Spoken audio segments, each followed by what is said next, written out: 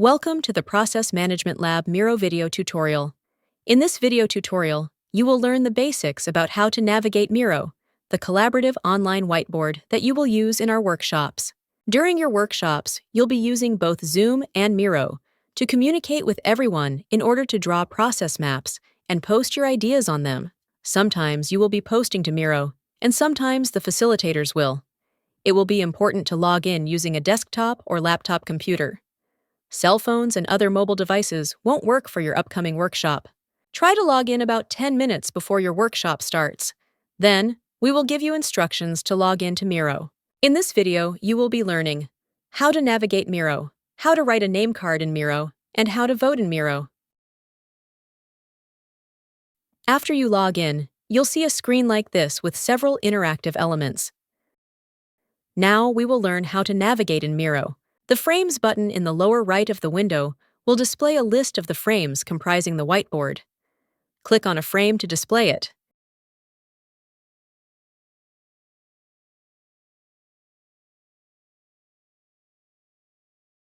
At the top bar, you will be able to see various people in the meeting. Simply click on a person to move straight to their location. Next, we will show you how to move and zoom around the board. If you are using a mouse, hold the right click down and drag the mouse in any direction. If you are using a trackpad, use 2 fingers to move around the Miro whiteboard. To zoom in or out, you can use either your mouse roller or the zoom bar located at the bottom right of the window.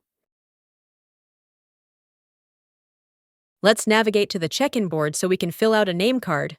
I'll use the Frames feature to get there. First, drag a blank card to the check-in board. Now, you can see how it appears when other participants drag their blank cards to the check-in board using the left mouse button or finger. Next, double-click on a card. Then, single-click on a spot to type and enter their information.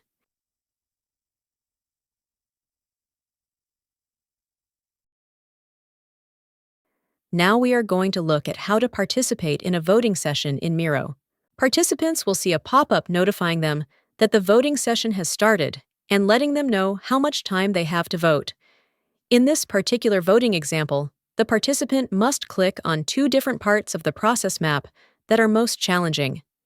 This participant chooses Recruit Sponsors and Hold Event by clicking those cards. A participant can signal when they're done voting by clicking I'm done. You can view if voting is still in session by hovering over the voting icon in the toolbar.